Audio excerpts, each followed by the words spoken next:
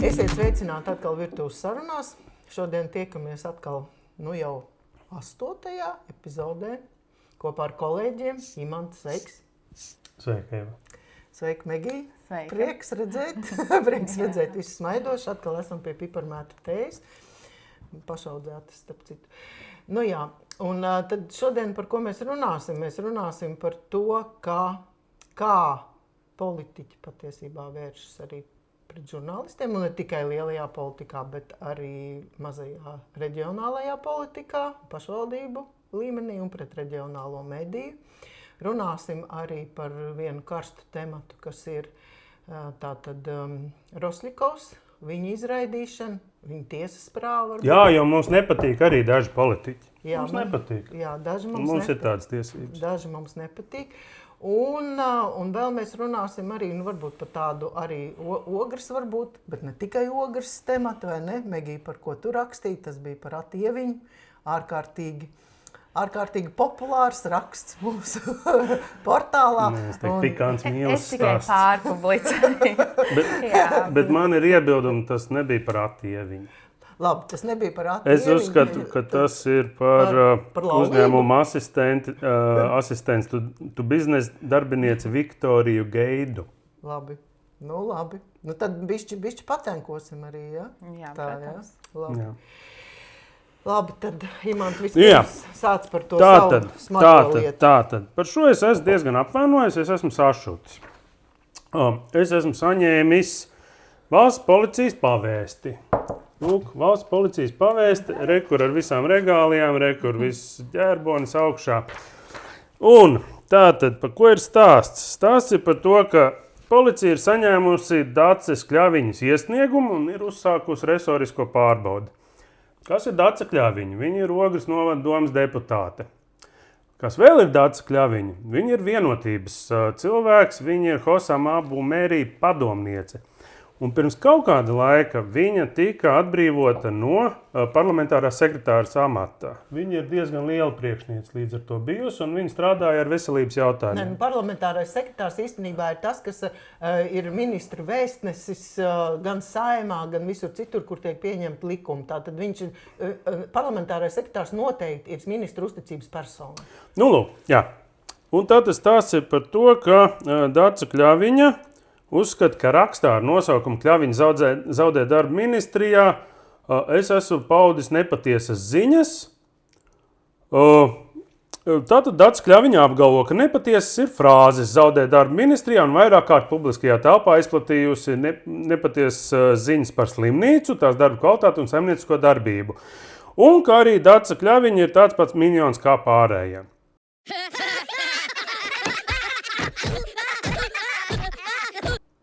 Kas ir minioni, mēs zinām? Zinām, bet tas bija tavs viedokļa raksts. Jā, un respektīvi Dace Kļaviņa ir neapmierināta ar vienu mazu rakstiņu, kas faktiski atspoguļoja to viņas situāciju, kas viņa bet viņa zaudēja darbu.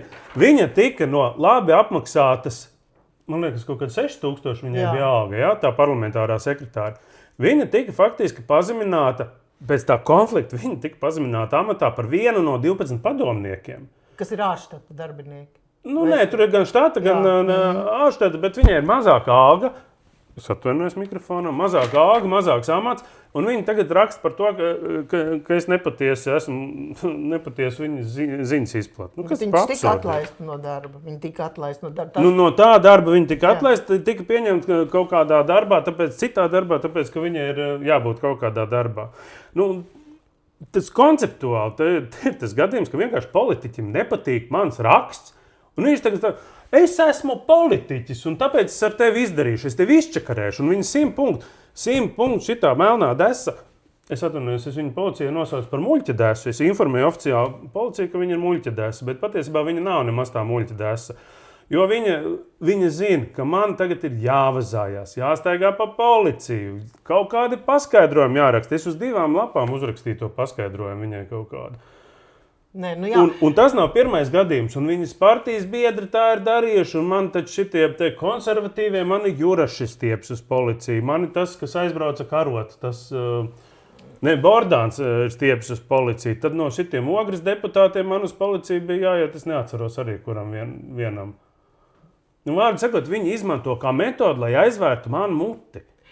Bet, ne jau vēl. Es atvainojos, es sadusmojos riktīgi par šito. Zini kā, jo principā jau tātad tu atsaucies, tu šo informāciju rakstot, tu atsaucies uz Letas ziņu, pareizi vai ne? Tur bija visādi avoti. Tur pirmavots patiesībā ir slimnīca, kas pasaka, ka Dace Kļaviņa mūld. Nu, jā. Un tur bija vēl Pētera Apiņa viedokļa raksts par to, ka kamēr Dace Kļaviņa stulbi mūld, tikmēr Ogres slimnīca labi strādā. Nu, jā. Bet ne jau velti, saprot, ne jau velti ir arī tomēr arī tāda žurnālista aizsardzība. Ja mēs jūtam, ka mums ir nepamatota, tā tiesvedība, šeit jau vēl nav tiesvedība, te tikai uz policiju jāiet, bet ja mēs jūtam, ka tā ir tiešām jau pārvēršās par vajāšanu, jo to jau politiķi ļoti labi saprot. Žurnālistam jādara savus darbs, viņam nav laika vazāties pa tiesām, viņam nav laika algot, viņam nav resursu algot advokātus, viņam nav laika darīt tās lietas, kas prasa tādu kvalitatīvu aizstāvību. Ja? Patiesībā, es esmu labā pozīcijā, tāpēc, ka tu kā mans izdevējs, tā, ka man ir sūdi kaut kādu, nedrīkst teikt ēterā sūdi, es zinu. Tad, kad man ir sūdi, tad tu man noalgo advokātu, tu man juridisko konsultāciju apmaksā.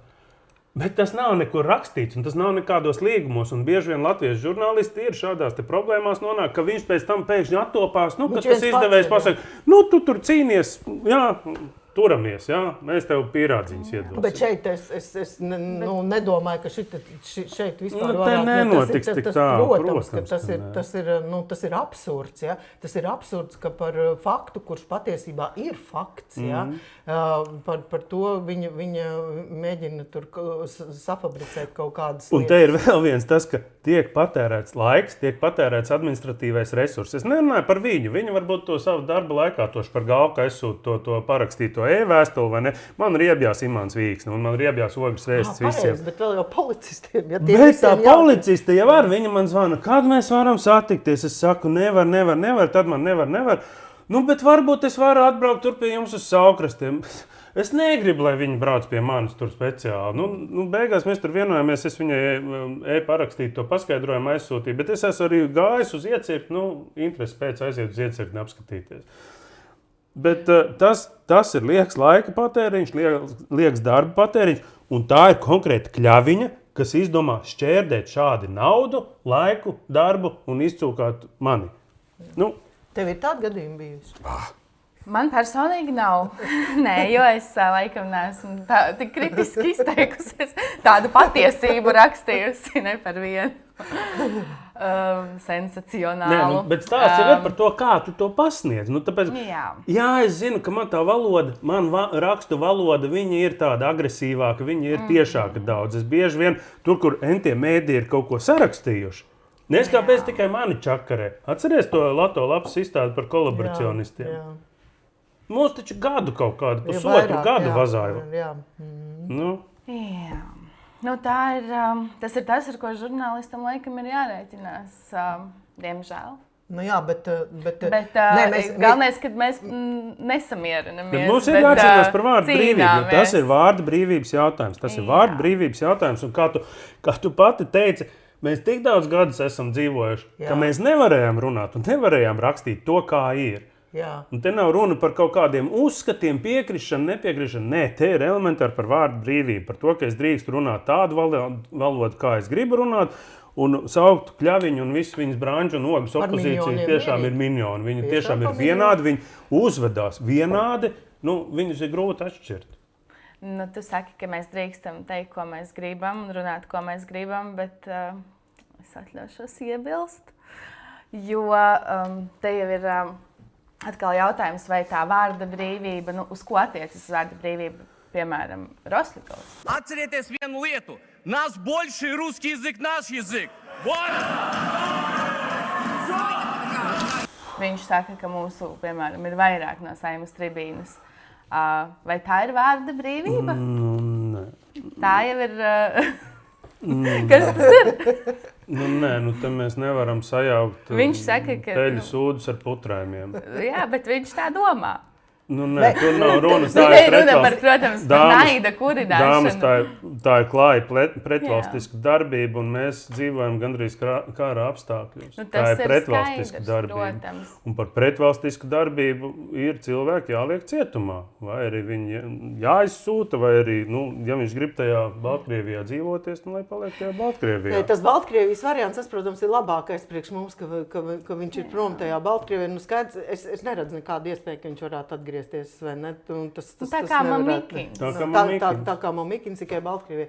Klau, bet ja mēs tomēr parunājam vēl par to vārdu brīvību, piemēram, labi, pretvalstiski, ja? Bet es jau, piemēram, ļoti labi atceros vēl arī padomu laikus, ja?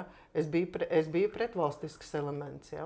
Bet tu biji pretvalstisks elements faktiski okupācijas apstākļos. Jā. Tad mēs esam mūsu valsts. Tu nevar pielīdzināt Rosļikovu sev.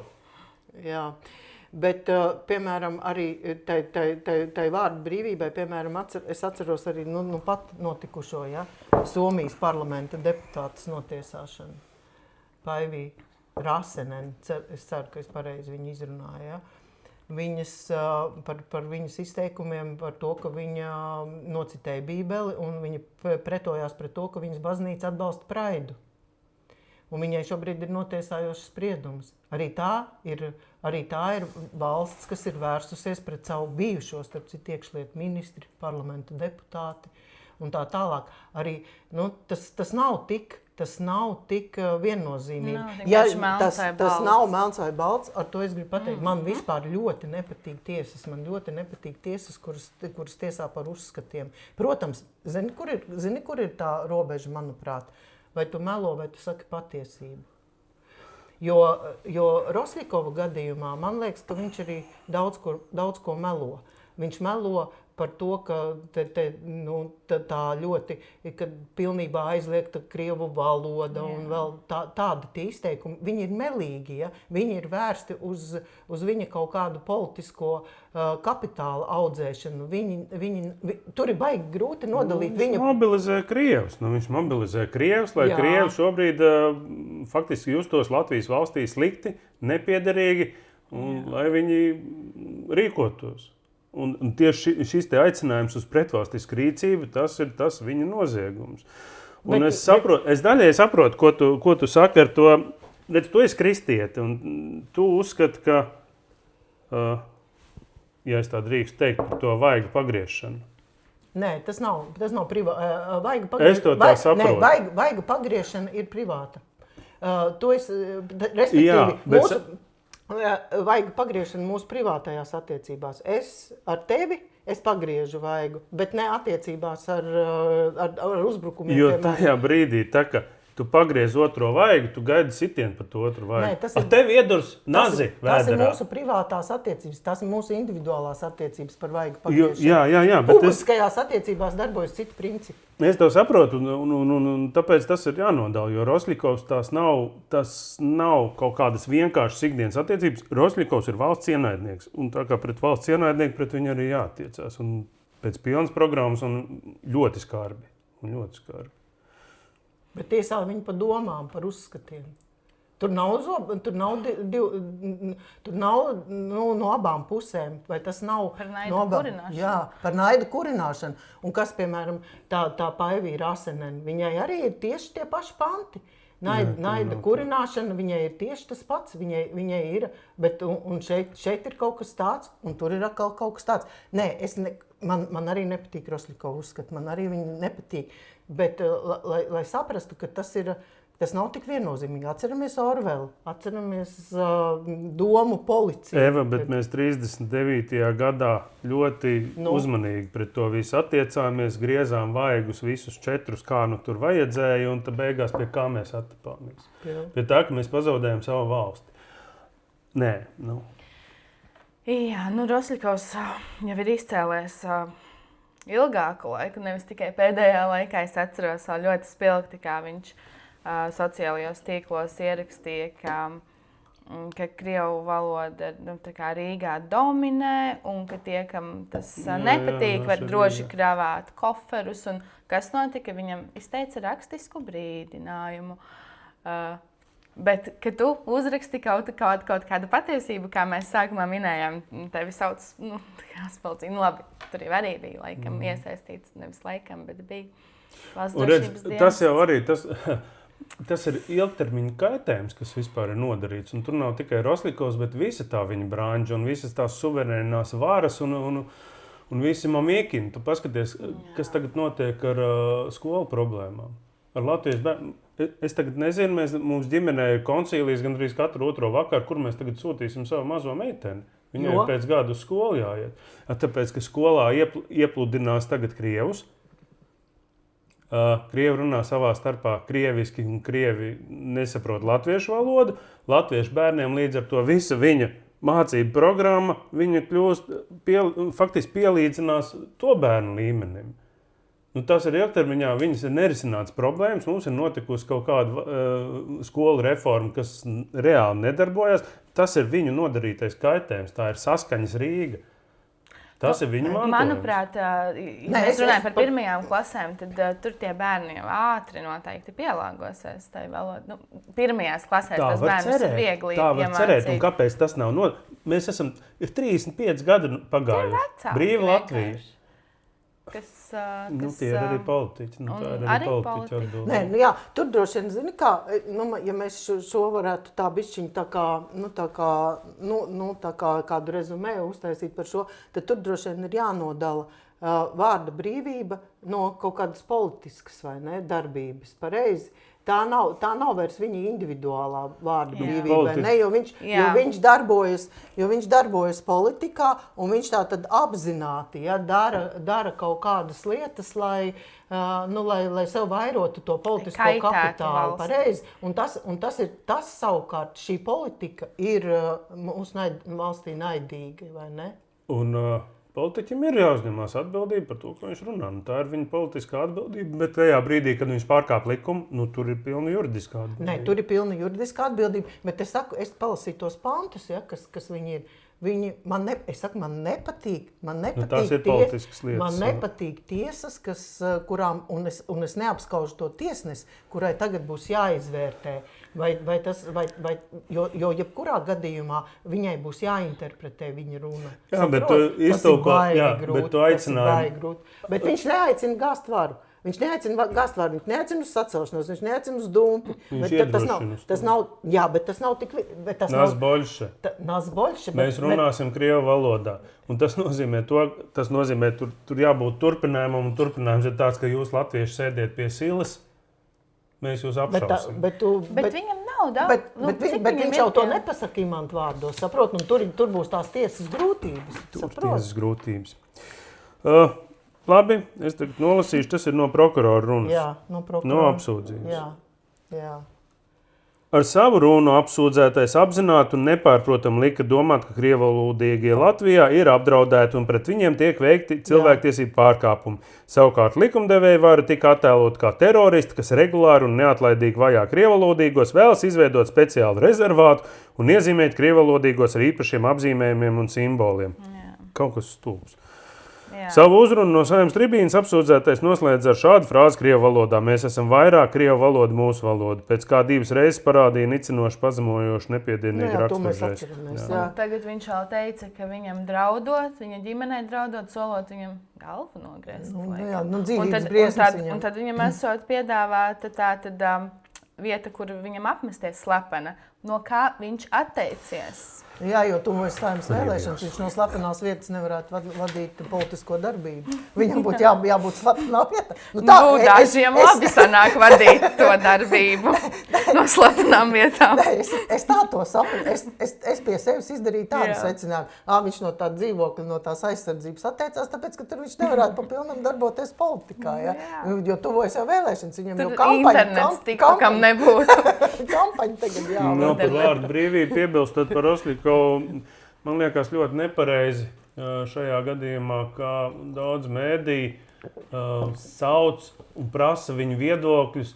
Arī Rosļikovs pēc tam, ka viņš bija šitā izpildījās Saeimā, es skatos vakarā, viņš tur taisnojās un kaut ko skaidro kaut kādām televīzijām. Kāpēc viņu sauc? Kāpēc sauc viņu? Kāpēc sauc Ždanoku? Tas nav par viedokļu daudzveidību. mēs kaut kādam izvarotājam, kaut kādam slepkavniekam arī prasīsim viedokli publiski. Kāpēc jūs sadūrāt to cilvēku? Viņiem prasa tiesu eksperti, vai ne? Nē, psihologi. Nē, starp citu, tieši šī diskusija pat bija atkal, pat jaunākajā Latvijas mediju ētikas padomas atzinumā par to žurnālu ir intervija, kur viņi bija intervējuši to cietumnieku, kurš bija tam savam vienam cietumbiedram bija tur galvu nogriezt, vispār briesmīgs noziegums pastrādājis. Un viņi bija uztaisījuši rakstu par to, ja? Un mediju ētikas padome atzina, ka jā, ka principā tādus cilvēkus var intervēt, bet ir jābūt ļoti samērīgam gan apjomam, ko ar viņiem runā, gan izvēlētajam tematam, gan pasniegšanas veidam. Jēdzīgam nolūkam kaut kādam. Jā, vai tu viņu pasniedz kā varoni, ja? vai tu runā ar viņu tā kā, tiešām, vai tu mēģini saprast tā viņa motivāciju vai varbūt kaut ko citu. Ja? Tur ir ārkārtīgi sarežģīti tie jautājumi. Tas nav vienkārši paņemt. Protams, to var teikt, popularitātes dēļ, lai visi lasītu, tad es paņemšu vienu tādu klikšķu dēļ, es paņemšu vienu tādu. Ja? Bet tie ir sarežģīti jautājumi, ar kuriem mums žurnālistiem ikdienā mums viņi jāvērtē. Mums tiešām mums tas ikdienā jādara. Bet man liekas, ka tur ir visas tās ētikas padomas un visi tie nopelnie bagātie žurnālisti ir aizbraukuši vienās auzās. Jo mēs visi esam Latvijas pilsoņi. Un mums visiem ārkārtas apstākļos, ārkārtas situācijās ir jāizdara tā izvēle, kas mēs primāri esam. Vai es esmu Latvijas pilsonis, vai es esmu neitrāls žurnālists, kas neitrāli pasniedz visus viedokļus. Nē, mēs esam Latvijas pilsoņi. Mums primāri ir jārūpēs par to, kas ir labi mums, mūsu ģimenēm, mūsu valstī. Tas ir primārais. Un tad pēc tam nāk tava profesija un tavas pārliecības un viss pārējais. Tā man šķiet kaut kā. Šausmīgi nopietni, šausmīgi dusmīgi. Bet es laikam šitam nepiekrīstu. Es šitam nepiekrīstu, ka man vispirms ir pilsonim jābūt, ne? Tu piekrīti tam? Pilsonim nevis žurnālistam? Jā, vispirms pilsonis, pēc tam žurnālists.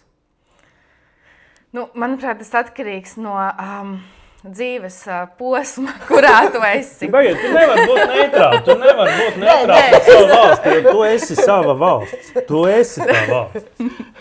Noteikti. Tas ir pavisam noteikti. Es domāju, no tādas prizmas skatoties,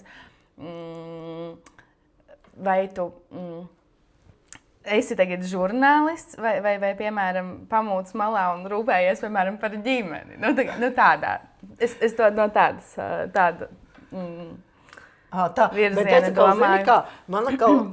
Man reizēm baigi tracina intervijas, kur es jau intervijas sākumā varu pateikt, kurā pusē žurnālists ir, tu saki neitrāls. Man, piemēram, tāpēc ir baigā cieņa pret Domburu, jo es joprojām skatos viņu ar lielu prieku, un es nevaru pateikt, ka viņi visu kaitina, jā. Vai viņam ir, teiksim, Domburam ir tagad jāiet uz vēlēšanām, par ko viņš balso. Es, piemēram, nevaru pateikt joprojām, un man tas ir ārkārtīgi simpātiski. Es domāju, ka par jauno vienātību. Tā noteikti pēc mēneša atnāks policijas pavēsta.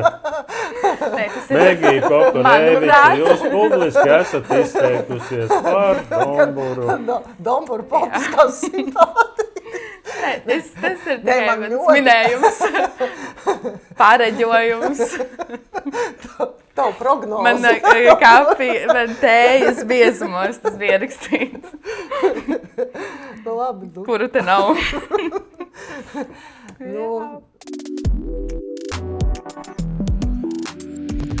Un par ko tu Megija? Tev bija viens baigi populārais raksts, jā, nevis par Domburu, bet par Latviju. Jā, mēs varētu aiziet prom no Rosļikova. Tas ir savā veidā, varbūt arī kaut kur saistīts. Tātad es ieraudzīju privātajā dzīvē, laikam tas bija, ja nemaldos, par Atieviņu. Tātad viņš bija intervēts. Viņš ir ogrēnietis. Un tad nolēma nozagt to rakstu, jā? Un nolēma nozagt pārpublicēt rakstu, jā, ka viņam ir izveidojušās attiecības ar 13 gadus jaunāku dāmu.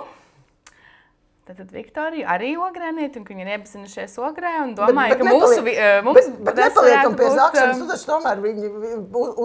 taču tomēr pielika arī savus žurnālistiskas prasmes pie šī raksta, ko... Pārveidoju, ievedu mazlietiņ. Jā, cilvēkiem jau patīk. Respektīvi, faktiski tādu seksismu izplatīja Dzelteno, vai ne? Ar virsrakstu, jā.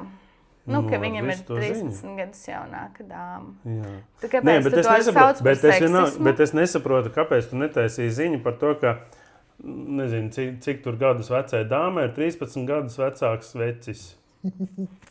Nezinu. Kāpēc? Izstāsti. Tāpēc, ka jāsāk ar viņu vārdu, jo viņš ir zināms sabiedrībā, bet viņa nav zināma. Bet viņa ir biznesa darbiniece. Bet viņa nav zināma plaši. Viktorija Geida. Nav zināma. Tagad būs. Bet tāpat arī šodien tātad redzēju, ka Porziņģa ģimene viņa tēvam tātad būs mazulītis. Jā. Un arī nav rakstīts, ka viņa sievai būs mazulītis no vectētiņa, bet būs viņam...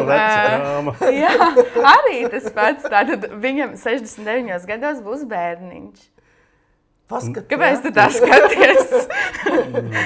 es savām draudzenēm, kurām nav bērnu sūtījušas, viņam rakstīju, ka viņas neko nav nokavējušas. Brauciet uz Kurzemi, tur ir viens auglīgs vectētiņš. Ne, bet ziniet, bet šeit arī ir, vai ne, par vārdu brīvību un par to, kā mēs... Jā, bet viņš sadusmojās taču pareizi. Ieviņš, tu sadusmojās? Nē, viņš sadusmojās uz komentētājiem, kuri... par ko viņš sadusmojās? Tātad viņš sadusmojās par to, ka tur kāda komentētāja bija rakstījusi, kāpēc tu tā izdarīji, padomā par savu sieviņu un bērniņiem. Un viņš teica, ka viņa nezina kontekstu, nesaprot kontekstu un kaut ko tur jaucās iekšā, bet komentētāji, tā vispār ir atsevišķa tēma, par ko, man liekas, mēs varētu runāt vairāku stundu garumā. Ļoti ētiski cilvēki ir komentāros, ļoti zinoši cilvēki, kompetenti. Es vienmēr abrīnoju to viņu laiku brīvo. Kur viņi atrod to laiku? Es savā dienā nevaru atrast laiku, lai es tagad apsēstos un apskatītu katru slavenību un tad rakstītu. Tam tur pārāk lielas lūpas, tam pārāk garas ūsas, tam tur uz biksēm balts plankums. Jā. Tā kā, pa kuru laiku? Jā, tas ir komentējot rakstus? Nē, es parasti nē. Es kādreiz kaut ko mēģinu lasīt, bet tad es pie kaut kāda otrā aizvaru ciet un bet to... Bet ja mēs atļautu portālī komentēt, tad mēs dabūtu augšā apmeklējumu. Jā, jo tas viennozīmīgi. Es domāju, ka publikai ir daudz cilvēku, kuri nāk iekšā portālos lasīt tikai komentārus. Viņi izlasa ziņas virsrakstu. Bet tas ir dzīvot svešu piemēram, dzīvi, par to, ka Viktorija Gaidai 13 gadus vecāks vīrietis. Jā. Un viņi tālāk nemaz nelasītu un nemaz neuzzinātu, ka tas ir Atis Ieviņš. Viņi rakstītu un komentētu šo te fenomēnu. Viņi virsraksta, jā. Ka jaunām sievietēm neskāpēc veci vīrieši patīk. Bet zini, kā ir, bet es arī domāju, tas ir tas, ka tu nedzīvo savu dzīvi, ne? Ja tu dzīvo savu dzīvi, tev tiešām nav, tā kā tu pareizi saki, tev nav laika. Bet tieši tāpēc arī mums ir tik daudz paskaties to realitātes šovu. Slavenības bez filtra, ģimene burkā, mīlestības villa, karsti krēta, un tad mēs varētu turpināt vēl un vēl. Un tur ir viss par svešām dzīvēm. Mums patīk sekot līdzi. Bet viņas jau nav reālas. Mums visiem ir daudz reālas. Latvieši reāli. Nē, jā, gan jau, ka tur ir kaut kādi scenāriji, protams. Bet es domāju, ka, ja tu zini, ka tev filmē, tu taču kaut kā savādāk uzvedies. Nē, es redzēju Kambalu kasījās ar savu sievu, un tas tika filmēts. Jā. Ļoti interesanti disciplīna, publiski lamāties. Cik viņiem par to maksā? Ja domāju, es aizēju ar savu sievu. Labdien, cienījumā redakcija, mēs publiski gatavi lamāties jūsu šovā. Cik jūs mums par to maksāsiet? Bet par to maksā, ja? Viņiem maksā. Jā, un tad pēc tam tur komentāros tur rakstas lasu. Stulbā aita un films ar cilvēkiem. Es nesaprotu. Un interesanti par Ati Ieviņu es varu piebilst, ka vienā no mūsu pirmajiem raidierakstiem mums nācās par to runāt, jo mēs Ati Ieviņu saputrojām ar Jāni Čubaru. Pareizi. Jā, un šī ir jau otrā reize, kad mēs viņu apspriežam. Jā. Labi. Kad tik es nesaņēmu atkal to pavēsti. Nē, zini kā, tad, varbūt tad mēs tagad beidzam. Labāk uz šīs bīstamās nots un cerams, ka nebūs. Vai tev, Megija, vēl kas tumšos ūdeņos esam iepeldējuši. Nē, mēs diezgan uz tādas pozitīvas nācām. Vai ne? Un Bet, Un kurš ja mēs mēs tie esam- vecie vaislīgie veči dabūnām, ja? un vēl būs varbūt trešā reize, kad mums par Atieviņu nāksies runāt, ne? Gan jau, bet nu, tas, ko es varu tikai pateikt, ka, ja tas publiska persona, tad jārēķinās, ka par mums runās, mēs, nu jā. Par mums Jā, arī par mums, arī varbūt par mums. Pie mums arī iekomentēs kaut Bet, ko, ne? Kaut ko. jā, nu jautājums ir, kā katrs to uztver. Daži tiešām to pārdzīvo ļoti. Viņiem rodas depresīvas domas No publicitātes? no Nē, komentāriem. no komentāriem, jā. Viņi to ļoti Jā. ņem pie sirds. Citi to vispār nemaz nelasa komentārus, citi vienkārši apskata tur jaunākās savas iesaukas, varbūt komentāros, bet jā. Jā, tas Diezgan ir tāds plāns ledus, pa kuru mēs Tā patiesībā staigājam, jo, nu, Tātad vārdi uz var šīs sāpināt. priecīgās nots mēs beidzām. Vārdi var sāpināt un vārdi var celt, ja? Mūsu Vārdi vārdi var noteikti sāpināt. ceļ. Mūsu vārdi noteikti Mēs esam ceļ. iedvesmojuši. Labi, tā visiem. Atā. Skatieties mūs vēl.